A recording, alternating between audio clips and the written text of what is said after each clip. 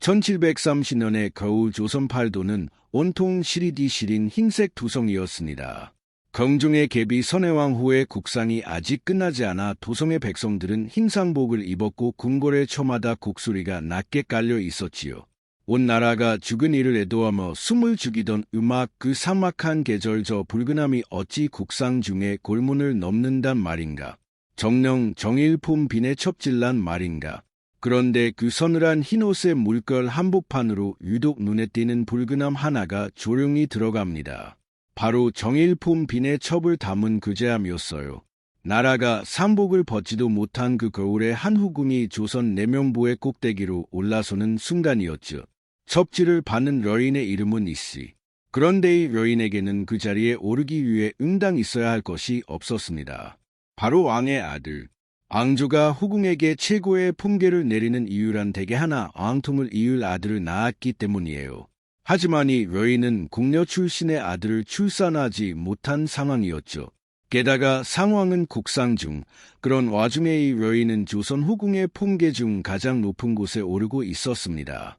도대체 이 여인은 어떻게 명분이라면 목숨을 걸던 조선의 조정 대신들의 반발을 뒤로 한 채 조선 후궁의 꼭대기에 오를 수 있었을까요? 그리고 그 붉은아 안에 담긴 것은 정령한 임금의 순수한 사랑이었을까요? 1730년 겨울 궁궐은 선희 왕후를 애도하는 무거운 슬픔에 잠겨 있었습니다. 삼복을 입은 사람들의 발걸음 소리만이 정막을 채우던 때, 그런데 그 고요를 깨고 종일품 귀인 이씨를 정일품 영빈으로 봉한다는 낭독 소리가 대전에 울려 퍼집니다. 음악 온 나라가 죽음을 애도하는 흉내의 한복판, 그 안에서 정반대의 성격을 가진 경사스러운 예식, 즉 길례가 강행되고 있었던 것이죠. 조선은 예법을 기둥 삼아 세워진 나라입니다. 슬픔과 기쁨의 시간은 결코 섞일 수 없다는 것이 당대의 절대적인 철칙. 이 거대한 모순을 조정의 깐깐한 대신들이 몰랐을 리 없습니다. 실제로 당시의 기록을 들여다보면 책봉을 두고 조정 내부에 거센 반발이 일어났습니다. 사원부와 사관원의 대관들이 일제히 들고 일어났지요. 이 반발에 가장 험란한 선봉에 섰던 인물이 바로 대사관 황손이었습니다. 황손이 남긴 문직 강한 집의 기록을 보면 당시 그가 얼마나 목숨을 걸고 임금의 결정을 막아서 했는지 또렷이 남아있어요. 저 오나라가 삼복을 입고 곡을 하느니 시국에 어찌 길례를 행하려 하시옵니까? 보뒷멍을 거두시어 무너진 예법을 바로 세워주시옵소서. 삼복을 입은 채 길례를 행하는 것은 예법을 근본부터 무너뜨리는 진이라며 대사관이라는 자신의 직을 걸고 책봉을 거두어 달라 간언합니다. 하지만 젊은 임금 영조의 반응은 단호했어요. 그이 다물라 감히 내 뜻을 가로막은 대사관 황손의 벌 지금 당장 삭탈하라. 영조는 신하들의 간언을 묵살하는데 그치지 않고 임금의 뜻을 가로막은 대사관 황손의 벌 단숨에 파직시켜 버립니다. 신하의 꿋꿋한 직원이 한 여인에게 품계를 내리려는 임금의 굳은 의지와 맞부딪혔을 때 임금이 한치의 망설임도 없이 어느 쪽을 택했는지를 적나라하게 보여주는 장면. 결국 이 숨막히는 대치 끝에 사관원이 책봉의 명분을 단 두 글자로 우겨넣어 실록에 기록합니다. 바로 차길이었습니다. 빌릴 차에 길할 길. 상중이라 원칙대로라면 결코 치를 수 없는 예식을 마치 급한 물건을 이웃에게 빌리듯 형식만 잠시 빌려다 치른다는 뜻이죠. 이 두 글자 안에는 많은 의미가 담겨 있어요. 예법의 껍데기만 남겨둔 채 알맹이는 밀쳐두고 임금이 원하는 바를 억지로 끼워 맞췄다는 뜻.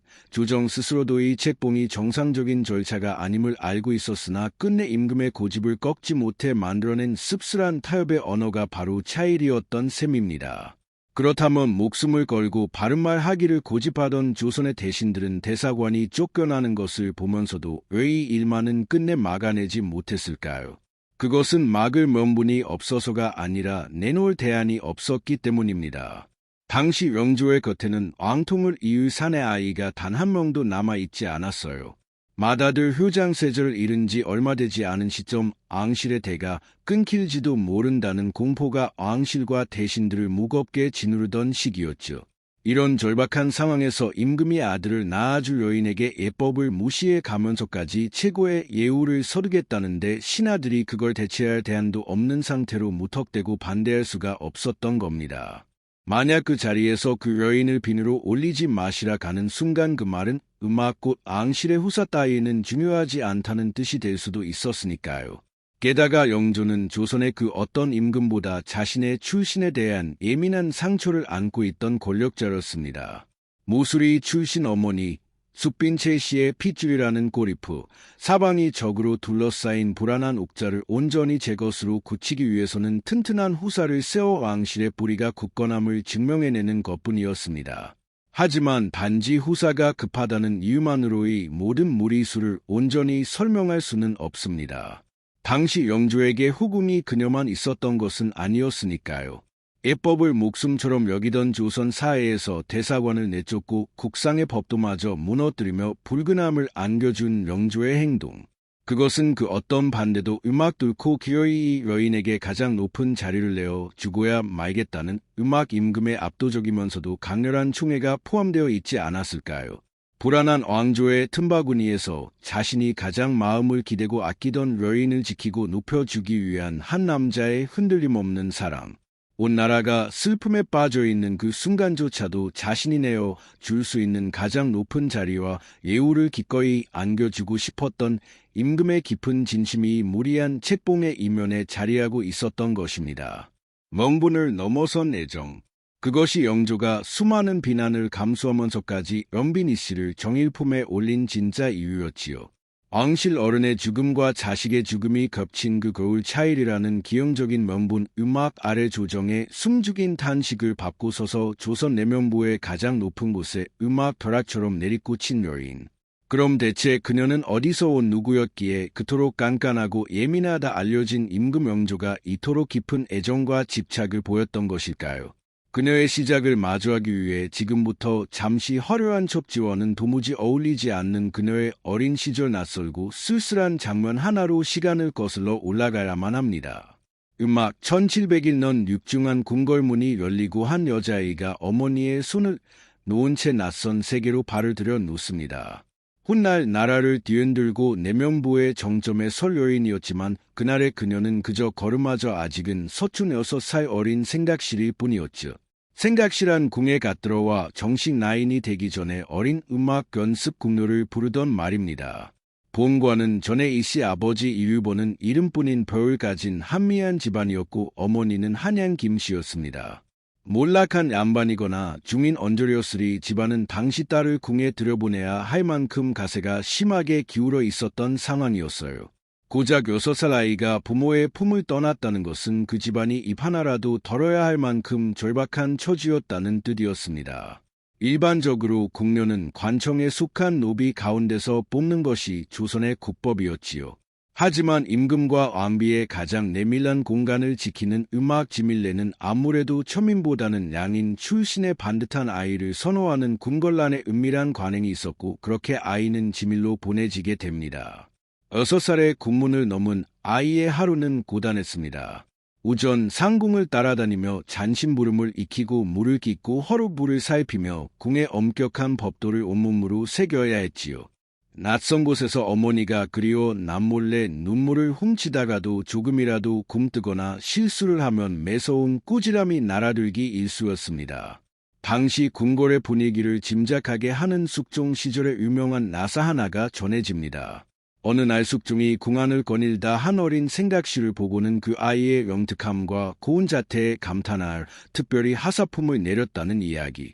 이 짧은 일화는 겉으로는 성군의 자롱처럼 보일 수도 있지만 이면을 들여다보면 음악 자신의 얼굴을 드러내는 것조차 조심스럽게 지내야 하는 수많은 궁녀들 사이에서 임금의 눈에 띄는 것이 얼마나 기적에 가까운 일인지를 짐작하게 하는 이야기가 되기도 합니다.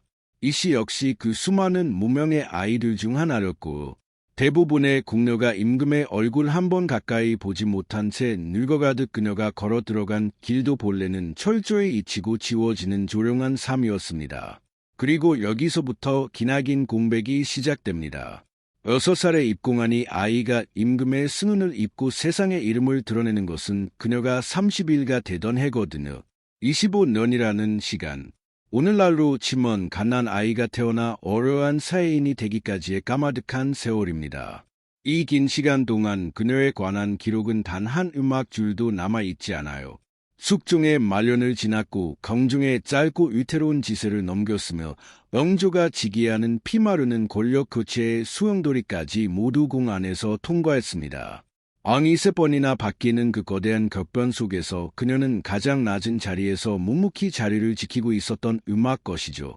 기록이 없다는 것은 곧 누구의 눈에도 거슬리지 않고 누구의 표적도 되지 않았다는 증거이기도 해요. 훗날 사관이 그녀를 두고 평생 근신하고 침묵을 지켰다고 평가한 것은 어쩌면 25년 동안의 시간이 그녀의 뼈와 살에 새겨 놓은 지독한 생존의 습관이었는지도 모릅니다. 그리고 이 기나긴 시간을 지나 그녀의 삶에 마침내 결정적인 손길이 닿습니다. 바로 숙종의 계비이자 영조의 법정 모후였던 인원왕후였지요. 당시 이 씨는 인원왕후의 처소를 모시던 궁녀였고 왕후는 묵묵히 자신의 몫을 다하는 그녀를 곁에 두고 몹이 아꼈던 것으로 전해집니다. 하지만 단지 대비가 아끼는 궁녀를 임금의 방에 단순하게 밀어넣은 것은 아니었어요. 그 이면에는 옥자 위에서 끝없는 신경쇠약과 불면증에 시달리던 젊은 임금 영조와 한 여인 사이에 운명적인 끌림이 존재했습니다. 사방이 적으로 둘러싸인 궁궐, 대비전으로 문안을 온 임금의 얼굴은 늘 날이서 있었고 짙은 피로가 배어 있었지요. 그런데 어느 음악날 그 예민하고 까다로운 임금의 시선이 대비전 한편에서 조용히 차잔을 거두고 있던 31살의 나인 이 씨에게 머물게 됩니다. 왕의 눈에 들기 위해 억지로 겉에를 부리지도 권력을 탐하는 조급함도 없는 맑고 고요한 얼굴. 긴 세월 궁궐의 가장 낮은 곳에서 묵묵히 자신을 지켜낸 그녀 특유의 단단하고 차분한 공기가 극도의 불안증에 시달리던 영조의 마음을 단숨에 무장해제시켜 버리고 말아요. 머문과 출신의 화려한 후궁들에게서는 결코 느낄 수 없었던 깊고 다정한 안식처를 마침내 발견한 것이지요. 눈빛 하나, 손끝에 조심스러운 움직임 하나에 담긴 따뜻한 온기. 영조는 자신도 모르는 사이 무명의 여인에게 걷잡을 수 없이 빠져들고 있었습니다. 그리고 임금의 시선이 그녀에게 머물 때마다 언제나 굳어있던 아들의 어깨가 편안히 내려왔는 것을 앙실의 가장 큰 어른이었던 인원왕후가 놓칠 리 없었지요. 그렇게 1726년 30살의 이 씨는 마침내 영조의 승은을 입게 됩니다. 당시 궁궐 관리상 궁녀가 승은을 입으면 종사품수건에서 시작하거나 특별상궁에 머무는 것이 일반적이었지만 영조는 그녀에게 종이품숙이라는 파격적인 품계를 내립니다. 더 놀라운 것은 그녀의 그 다음 행보이지요. 1726년 종이품수에 1728년 종일품기인, 그리고 1730년 정일품영빈. 불과 4년 만에 후궁이 오를 수 있는 모든 단계를 집어삼키며 최정상에 올라서게 되거든요. 31살이라는 나이는 당시 궁궐의 기준으로 보면 승은을 입기에는 상당히 늦은 편에 속했습니다. 게다가 든든한 친정의 배경조차 없는 궁녀 출신. 그런데도 영조는 신하들의 곱지 않은 시선을 모두 묵살하며 그녀의 자리를 거침없이 높여준 거예요. 이 무렵 영조가 그녀를 얼마나 깊이 사랑하고 아꼈는지를 보여주는 결정적인 사건이 하나 등장합니다. 임금이 연빈 이 씨에게 막대한 수익이 나오는 돈전을 특별히 하사한 것입니다. 돈전이란 본래 군대를 유지하기 위해 마련된 국가의 토지였어요. 하지만 이 사실을 알게 된 사간원의 대사관은 이를 일개 후궁에게 내려주는 것은 국법을 흔드는 일이라며 격렬하게 상소를 올렸죠. 그러나 영조의 대답은 이번에도 명확했습니다. 상소를 올린 대사관을 그 자리에서 파직시켜 버린 음악 것입니다. 국법과 대관의 직원조차도 자신이 사랑하는 여인을 챙기려는 임금의 애정 앞에서는 아무런 힘을 쓰지 못했던 거예요. 이는 영조에게 그녀의 존재가 이미 왕실의 의무를 지키기 위한 존재이기 이전에 깊은 위안이자 흔들림 없는 사랑 그 자체였음이 극명하게 드러내는 사건이었던 겁니다. 그녀가 종일품 귀인으로 승진하고 불과 한 달 남짓 지났을 무렵 영조의 유일한 아들이었던 효장세자가 세상을 떠납니다. 앙실의 기둥이 무너지고 임금의 마음이 가장 처참하게 부서져 내리던 그 끔찍한 상실의 시기. 영조의 곁에서 그 텅 빈 마음을 묵묵히 위로하고 버팀목이 되어 준 사람은 다름 아닌 그녀 이씨였어요. 자식을 잃은 지독한 슬픔과 옥자의 불안함 속에서 임금은이 고요하고 다정한 여인에게 자신의 모든 것을 걸듯 절대적으로 의지하게 되지요. 그리고 그로부터 2년 뒤인 1730년 앞서 우리가 보았듯 영조는 온 나라가 국상을 지르는 와중에도 신하들의 간언을 무시하며 그녀를 내명부 최고계인 정일품 영빈의 자리에 올려놓고야 맙니다. 6살이 되던 해 국문을 넘어들어와 25회를 철저한 어둠 속에서 견뎌낸 여인. 그녀는 단 4년 만에 조선 후궁의 가장 높은 자리에 오르며 임금의 유일한 안식처이자 음악 가장 사랑받는 여인이 되었습니다. 하지만 그 눈부신 영광과 사랑의 대가가 시작되는 것일까요? 곧 온 나라의 모든 시선이 오직 그녀를 향해 쏠리기 시작합니다. 음악 정일품 영빈의 자리에 오른 해 거울부터 앙실이 그토록 기다려온 유일한 희망. 언제 그녀가 앙자를 출산할 것인가 때문에 말이죠. 하지만 30을 훌쩍 넘긴 나이에 승은을 입은 그녀에게 시간은 결코 넉넉하지 않았고 궁궐의 무거운 기대가 짓누르는 가운데 그녀의 길고 고통스러운 출산의 굴레가 시작되지요. 첫이는 승은을 입은 이듬해인 1727년에 세상의 모습을 드러냅니다. 훗날 영조가 병적이라 할 만큼 아꼈던 첫 딸 하평옹주였어요. 음악 하평옹주의 탄생에 궁궐한 모든 이들은 기꺼이 기뻐했습니다. 아들이 아니라는 아쉬움은 있었지만 철아이가 딸인 것쯤은 전혀 흠이 되지 않았거든요. 오히려 앞으로 이어질 수많은 출산의 상로운 시작점이라 여기며 모두가 안도하는 분위기도 있었고, 하지만 궁궐이 진정으로 원한 것은 사랑스러운 옹주의 웃음소리가 아닌 오직 때를 이을 산의 아이들이었겠지요. 영빈이 씨는이 기다림에 부응하듯 계속 해임을 하고 출산을 합니다. 음악 둘째 셋째 아이가 연이어 태어나지요. 하지만 모두 옹주였습니다. 첫 달을 향해 쏟아지던 궁궐의 온화한 웃음기가 조금씩 옅어지기 시작한 것도 바로 이 무렵. 축하의 말은 갈수록 짧아지고 그 빈자리를 대신 채운 것은 무거운 침묵과 차가운 시선들이었지요. 다음에는 부디 왕자를 낳아야 한다는 소리 없는 압박. 누구도 입 밖으로 꺼내지 않았지만 온 궁궐의 눈빛이 그녀를 향해 끝없는 독촉을 쏟아내고 있었던 셈이에요. 그렇게 온 나라가 그녀의 다음 임신만을 바라보고 있을 때 참으로 가혹하고 잔인한 일이 그녀에게 일어나게 됩니다. 1731년 겨우 걸음마을 떼고 어미의 얼굴을 알아보기 시작할 무렵의 둘째와 셋째 딸이 같은 해에 나란히 세상을 떠나고 만 것입니다. 그 시절 어린아이의 죽음이 든 일은 아니었다고 하나의 두 아이를 연달아 땅에 묻어야 하는 어미의 슬픔이 가벼울 리 없지요. 더구나 궁궐의 엄격한 법도는 후궁이 자식을 잃은 슬픔을 겉으로 드러내는 것조차 허락하지 않았습니다. 소리내어 모가와 울 자리마저 빼앗긴 채 그녀는 두 딸을 차가운 가슴 속에 조용히 묻어라만 했어요. 자식을 떠나보낸 어미의 찢어지는 고통. 하지만 구중걸 안에서 그녀의 슬픔은 온전히 그녀만의 것이 될 수 없었습니다.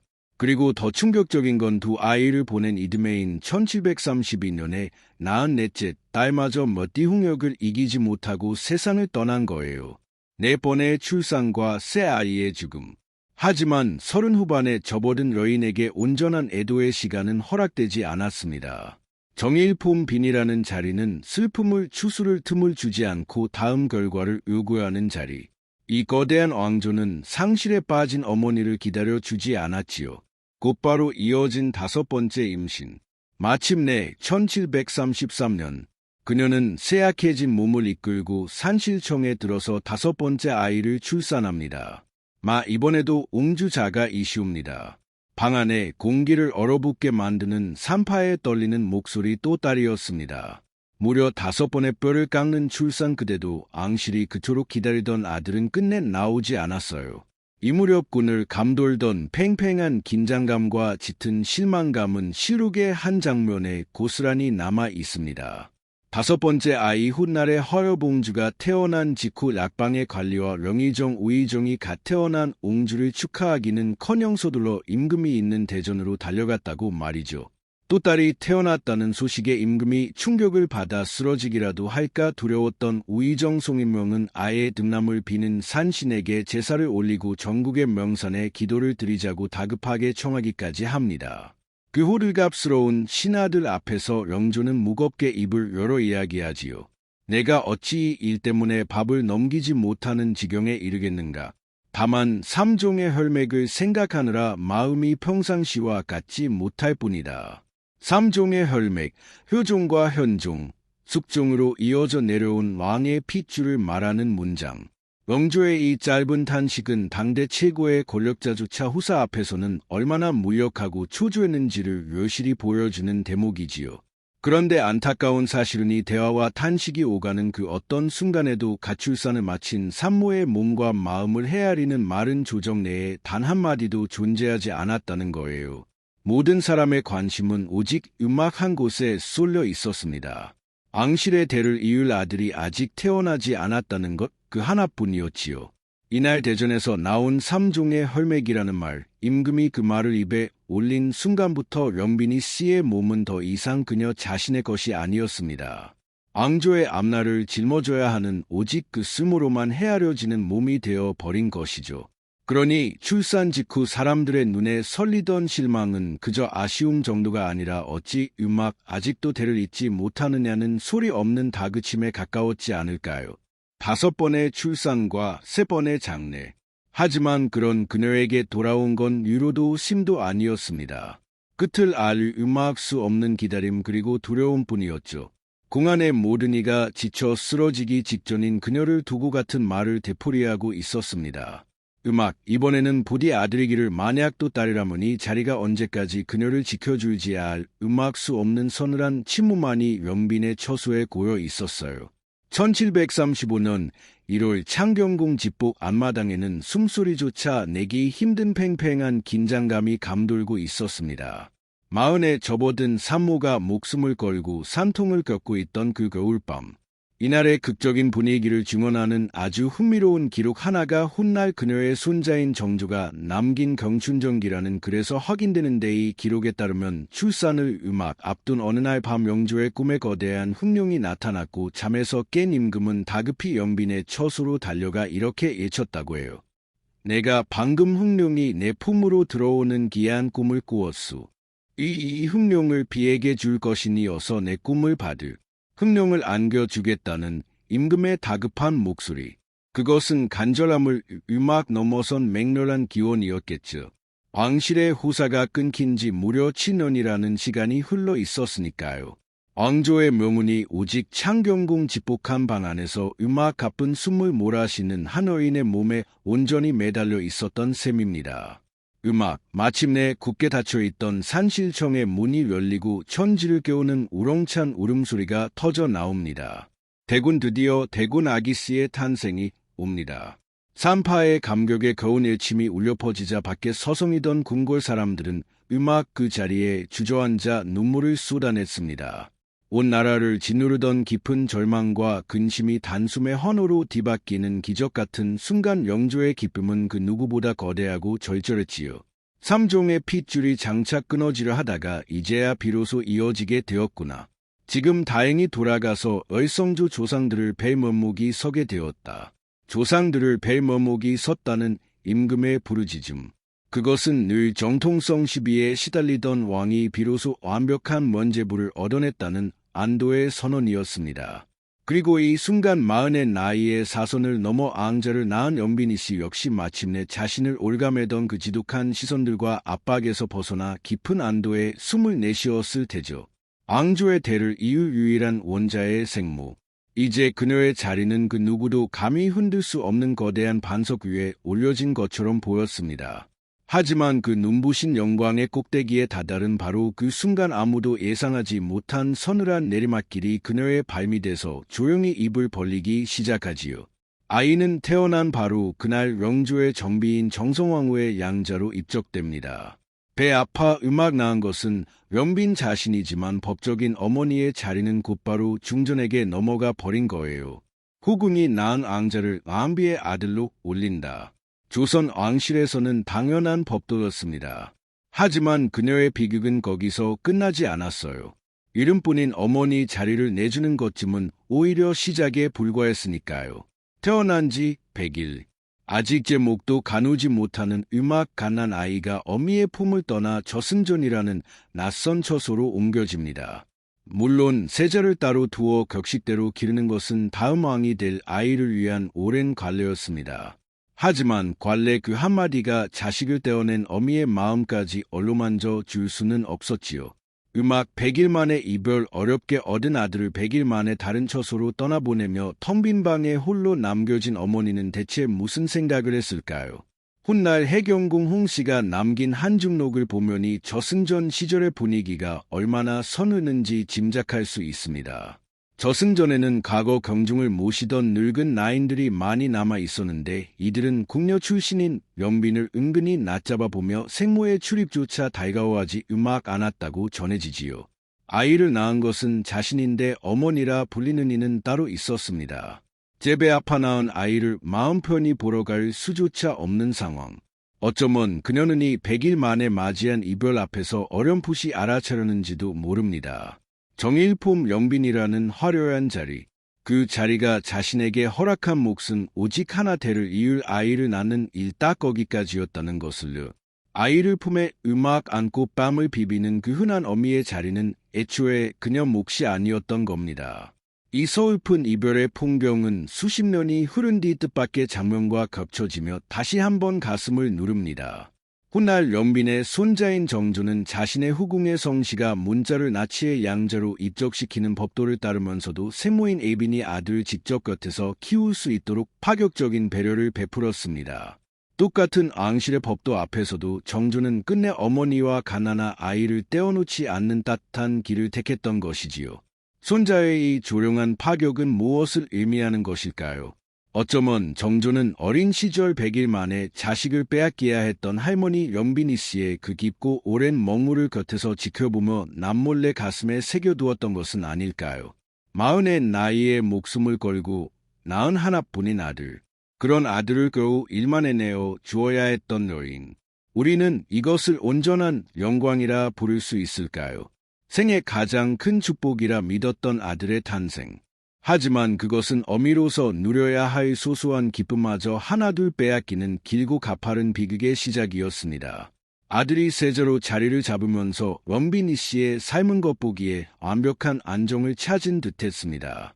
다음 왕을 이을 든든한 아들이 있었고 임금의 각별한 총애를 받는 딸들이 그녀의 곁을 지키고 있었으니까요. 특히 영조가 병적일 만큼 아꼈던 첫 딸 하평옹주는 위태로운 가족을 지탱하는 단단한 기둥이었습니다. 하평옹주는 임금에 넘치는 사랑을 바탕으로 날이 갈수록 어긋나던 아버지와 남동생 세자 사이에서 바람막이 역할을 자처하거든요. 아버지가 불같이 화를 내며 세자를 몰아세울 때문에 누이가 그 사이에 뛰어들어 매서운 노여움을 달래주곤 했지요. 하지만 1748년이 평화로운 구조를 단숨에 무너뜨리는 비극이 찾아옵니다. 마마 어찌하옵니까? 하평옹주 자가께서 끝내 숨을 거두셨사옵니다. 정각을 울리는 나인의 다급한 통곡 소리. 영조의 유일한 자랑이었던 하평옹주가 세상을 떠난 것입니다. 딸을 잃은 슬픔 앞에서 임금의 이성은 완전히 무너져 내렸고 영조는 빈소에서 소리내어 통곡하며 직접 시신을 염하는 자리까지 지켜보았지요. 장례를 지나치게 성대히 치르려다 대신들이 만류하자 오히려 그 신하들을 모조리 파직시켜 버릴 정도로 임금의 슬픔은 맹렬하고 걷잡을 수 없었습니다.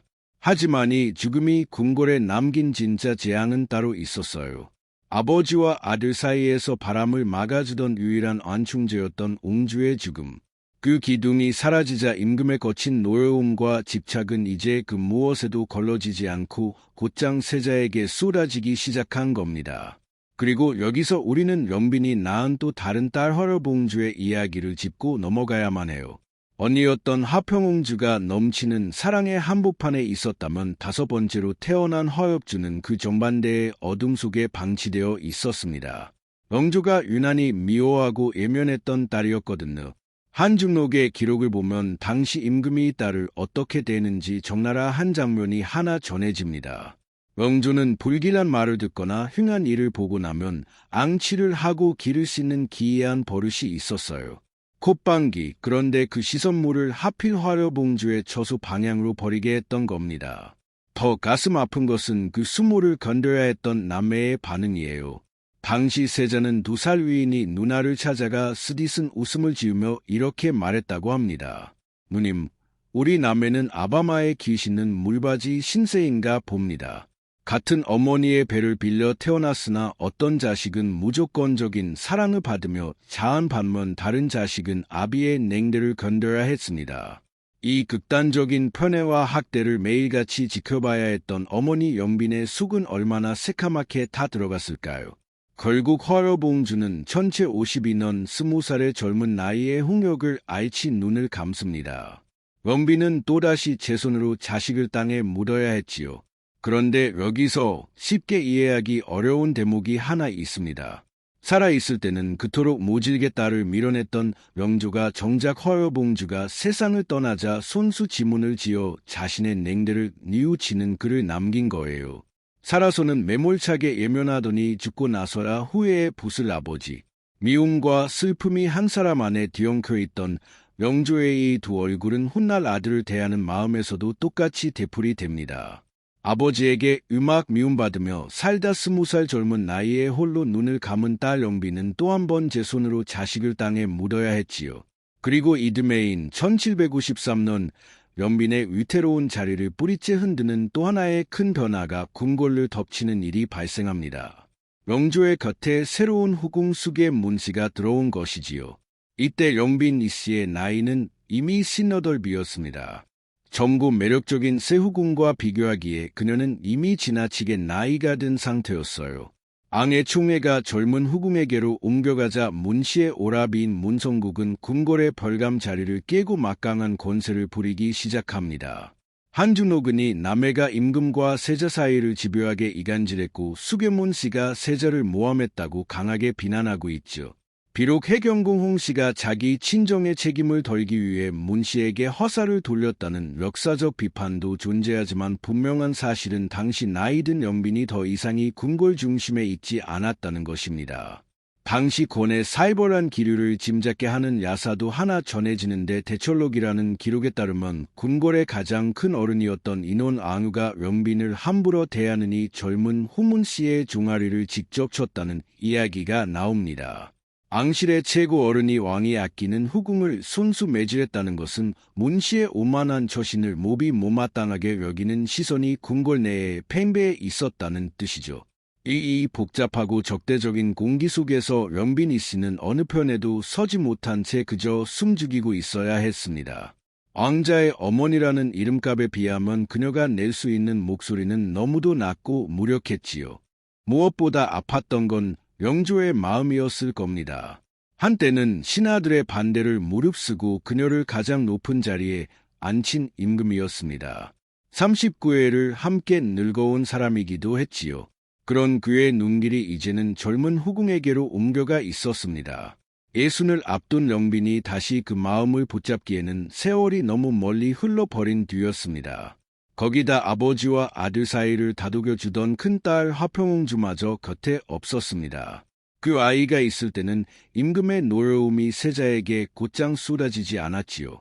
하지만 이제 그 완충지대가 사라진 궁궐에는 임금의 눈과 귀를 가리려는 세력만 몸집을 불려가고 있었습니다. 아버지와 아들 사이의 꼴은 그렇게 조금씩 더 깊어지고 있었어요. 그리고 그녀를 지켜주던 모든 것이 사라진 그 텅 빈 공간으로 마침내 조선 역사상 가장 참혹하고 피할 수 없는 비극의 그림자가 무거운 발소리를 내며 걸어 들어오고 있었습니다. 1762년 5월 1일 여름의 끈적한 열기가 궁궐의 기와 지붕을 뜨겁게 달구던 계절.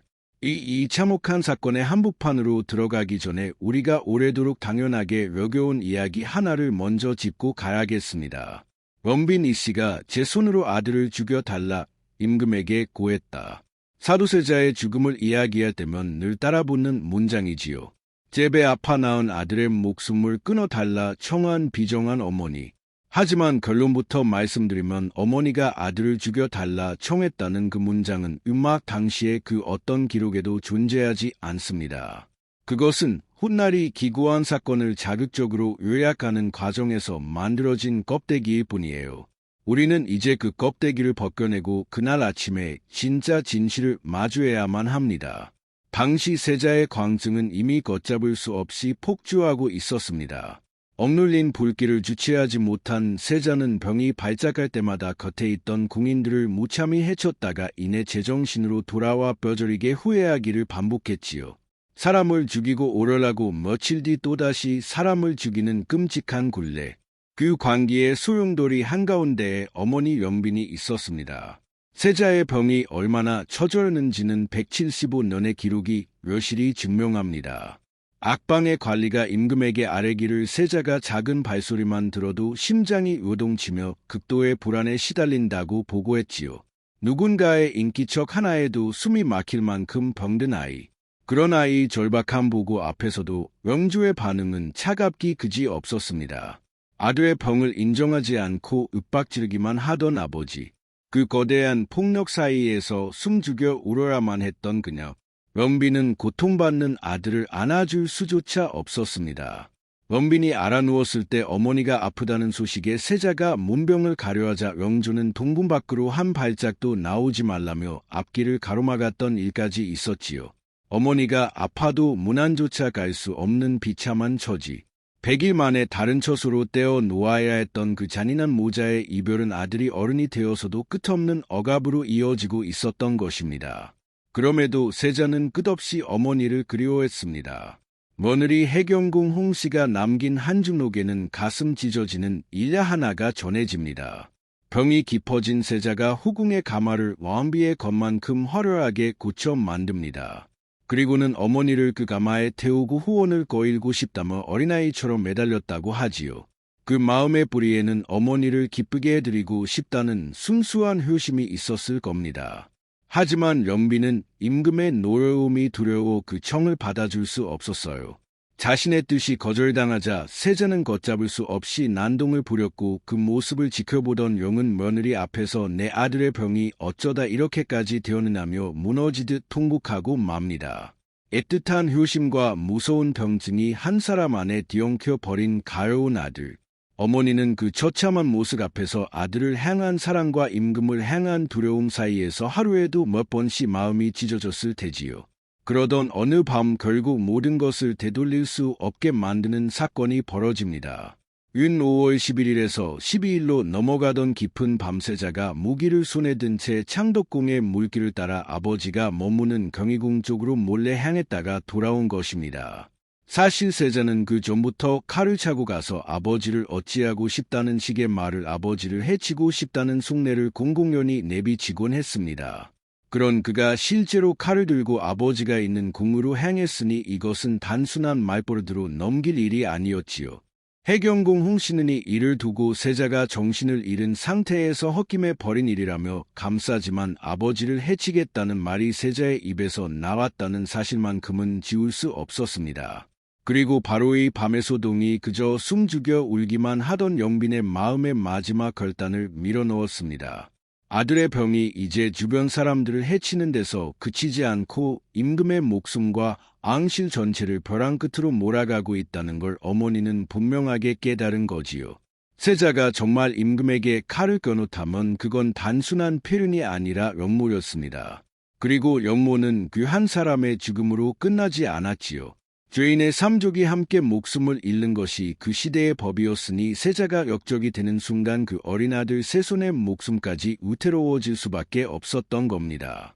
마침내 1762년 5월 13일 날이 밝고 영빈은 픽이 하나 없는 얼굴로 영조가 있는 대전을 향해 걸음을 떼 나서지요. 영조실록은 이날 그녀의 발걸음을 이렇게 기록해 두었습니다. 자신이 목숨을 걸고 낳은 아들을 고발한 밀고자 그렇다면 그녀는 그 아침 임금 앞에 엎드려 대체 무엇을 구했을까요? 그녀는 세자가 무고한 목숨을 빼앗았고 임금을 해하려 하는 등 안위를 턱밑까지 위협하고 있다는 사실을 낱낱이 R&D 마지막 청을 올립니다. 전하 옥체를 보호하시고 대처분을 내리시되 세손과 그 어미만은 부디 살려주시옵소서. 보이시나요? 그녀가 울부짖으며 지목한 것은 임금의 안전이었고 대처분이라는 피해할 수 없는 징벌 앞에서도 필사적으로 방어막을 쳐준 것은 손자 즉 훗날의 정조와 며느리의 목숨이었습니다. 아들을 죽이라 한 것이 아니라 폭주하는 아들을 지키고 죄 없는 손자를 살려내기 위해 엎드려 애원한 처절한 애침이었지요. 그리고 그녀가 세손의 안전을 대못받듯 청혼한 데에는 또 다른 분명한 이유가 있었습니다. 조정을 장악한 노른 세력의 공격이 세자 한 사람을 베는 것으로 멈출 기세가 아니었던 거예요. 세자가 죽는다면 그 화살은 반드시 어린 세손에게까지 향해 앙실의 씨를 말려버릴 것이 불보듯 뻔한 상황. 럼비는 그 잔인한 정치판의 논리까지 완벽하게 끄뚫어보고 영조에게 간청을 한 것입니다. 무엇도 온전히 지킬 수 없는 막다른 길이었습니다. 아들을 잃는 한이 있더라도 그 핏줄만은 살려 앙실에 내일을 잇겠다는 절망 끝에 짜낸 선택이었지요. 훗날 정조가 무사히 왕위에 오를 수 있었던 그 길은 다름 아니니 비참한 아침 할머니의 입을 통해 겨우 열린 셈입니다. 여기서 한 가지 분명히 해둘 것이 있습니다. 그녀가 임금에게 청한 것은 아들을 죽여 달라는 말이 아니었습니다. 그녀가 올린 것은 부디 옥체를 보전하시고의 사태를 매듭지을 대처분을 내리시되 세손과 그 어미만은 살려달라는 간청이었지요. 하지만 그 시대의 세자를 향한 대처분이란 결국 죽음을 피하기 어려운 말이기도 했습니다. 어머니 역시 그 사실을 몰랐을 리 없지요. 그러니 이청은 아들을 살리는 길과 아들을 버리는 길 사이 그 어디쯤에 놓인 도저히 온전할 수 없는 선택이었습니다. 럼빈의 말을 들은 임금은 이성을 잃었습니다. 대전에 불려온 도승지 이해장이 참담한 광경을 보고 바닥에 엎드려 가나지요. 전하 어찌 깊은 궁궐에 있는 여인의 말만 듣고 나라의 근본인 세자를 폐하려 하시옵니까? 한 여인의 말 이 한마디에는 후궁의 입에서 나온 고변만으로 세자를 내쳐서는 안 된다는 신하들의 깊은 우려가 담겨 있었습니다. 영조는 경로에 당장 도장을 처형하라며 했다가 주위의 만류로 인해 거두었지요.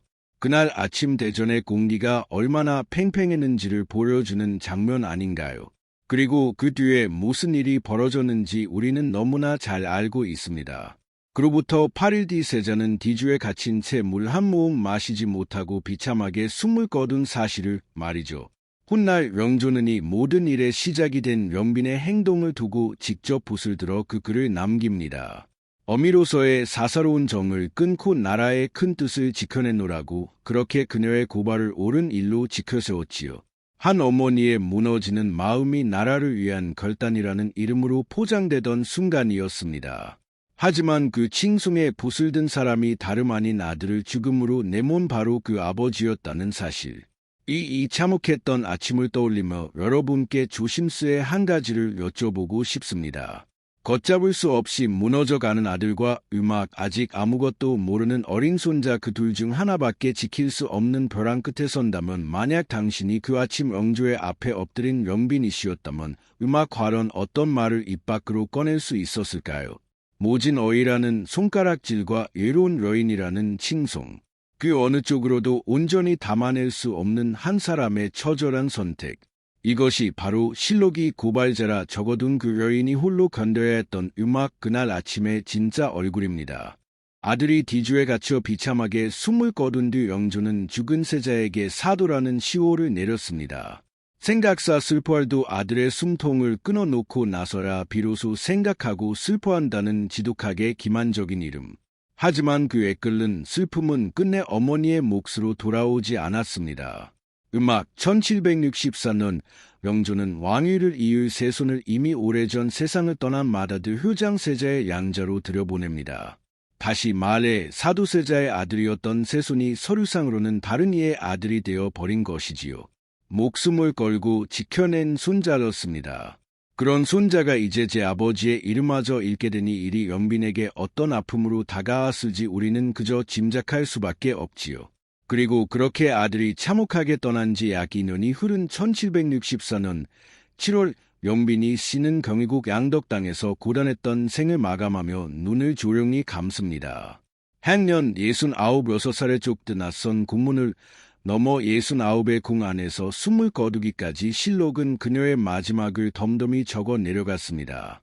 임금이 매우 슬프게 고개하였고 후궁의 1등애로 장사 지내라 명하였다고 말이지요. 이 여인의 기고한 일생을 두고 사관은 이런 인물평을 남겼습니다. 후궁으로 40여 년을 지내면서 늘 근신하고 침묵을 지켰으며 불행한 때를 만나 지켜낸 공로가 있었다는 평가. 근신하고 침묵을 지켰다. 한평생을 바짝 엎드려 자신의 목소리를 지우고 살아온 그녀의 삶을 이보다 정확히 요약한 문장이 또 있을까요? 하지만 세상 사람들의 입에서 입으로 전해지는 그녀의 마지막은 조금 달랐습니다. 내가 차마 어미로서 못할 짓을 하였으니 내 무덤에는 풀도 나지 아니하리라. 자신의 손으로 아들을 사지로 밀어넣었다는 지독한 죄책감이 사무친 한마디. 비록 정식 기록에 남은 말은 아니지만 사람들이 그녀의 입에 이 잔혹한 저주의 유언을 얹었다는 것 자체가 몹이 의미심장하지 않으신가요? 어쩌면 세상은 이 여인의 마지막을 끝내 씻기지 않는 고통과 속죄의 얼굴로 기억하고 싶었던 것인지도 모릅니다. 그렇게 그녀가 떠난 뒤른 난 살해 명조는 붓을 듭니다. 영빈의 묘지문을 짓기 위해서였지요. 한 나라의 국왕이 일개 후궁의 묘지문을 손수 지어내리는 것은 조선 건국 이래 전례가 없던 파격적인 일이었고 영조 자신조차 그 속에서 이것이 규례를 벗어난 뜻밖의 일이라 고백했지요. 임금은 39년을 함께 늙어왔는데 이제 하나의 꿈이 되고 말았으니 슬픔이 너무 깊다며 죽은 여인을 애도했습니다. 5달만 더 살았더라면 칠순이 되었을 것을 사람의 일이란 참으로 헤아리기 어렵다는 늙은 남편의 비통한 단식. 이 애한 묘지문의 글씨는 화평옹주의 남편이었던 사이 박명원이 정성껏 썼고 그 글을 담은 백자함은 오늘날 서울시 유형문화유산으로 지정되어 지금도 우리 곁에 남아 있습니다.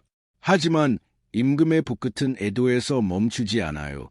그는 또 하나의 글을 지어 죽은 후궁의 행동에 거창한 이름을 붙여줍니다. 율로레의 매우럴 사사로 모종을 끊고 400년 종사에 큰 일위를 세운 여인의 일월. 한 어머니의 뼈를 깎는 고통스러운 선택이 국가의 거룩한 의로움으로 봉인되는 순간 왕이 제 손으로 묘지문을 쓰고 칭송의 칭호를 내린 것은 어쩌면 죽은 여인을 위한 온전한 추모라기보다 아들을 죽인 자신의 선택을 정당화하기 위한 권력자의 치밀한 변명이었는지도 모릅니다. 무덤 속의 여인은 자신을 번호할 수도 그 무거운 이름을 사양할 수도 없으니까요. 그런데 세월이 흐른 뒤 뜻밖의 사람이 이 거창한 이름 앞에서 몸을 떨며 멈칫합니다. 다름 아닌 그녀의 손자 정조였어요. 1788년 정조는 할머니의 사당 이름을 선혜궁으로 고치며 이런 말을 남겼다고 전해집니다. 외열이라는 그 뜻을 생각할 때면 나도 모르게 온몸이 두려워진다. 아버지의 끔찍한 죽음과 할머니의 그 처절한 선택을 손자는 차마 똑바로 바라볼 수 없었던 걸까요? 할아버지가 국가의 의로움이라 억지로 새겨놓은 그 훈장을 손자는 평생토록 끔찍한 두려움으로 받아놨던 셈이지요. 같은 비극을 두고 할아버지와 손자는 이토록 다른 자리에서 있었습니다.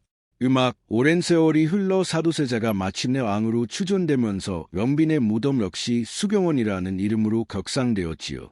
오늘날 그녀의 묘역은 서울흥으로 옮겨졌지만 처음 그녀의 무덤을 지키던 정자각과 비각은 서울의 한 대학교 캠퍼스 안에 조용히 남아 있습니다. 학생들의 활기찬 웃음소리와 발걸음이 오가는 교정 구석에 조선 역사상 가장 잔혹한 비극을 품은 여인의 흔적이 섭립되어 있는 기묘한 풍경. 세상은 그녀를 비정한 어머니라 손가락질했고 임금은 음악대의를 위해 헌신한 의로운 여인이라 지켜세웠습니다. 수많은 평가와 엇갈린 시선들이 무덤 위를 스쳐 지나갔지요. 하지만 그 무성한 말잔치 속에서 진짜 진실은 철저한 침묵 속에 가라앉아 있습니다. 1730년 후 나라가 죽은 이를 애도하던 삭막한 거울, 처마다 곡소리가 깔린 흰옷에 물결을 가르고 붉은 하물 든 채 조선의 가장 높은 곳으로 걸어 들어갔던 여인. 내 무덤에는 풀도 나지 않으리라. 자신을 향한 저주의 문장만을 허공에 남긴 채 여인은 영원히 잠들었습니다.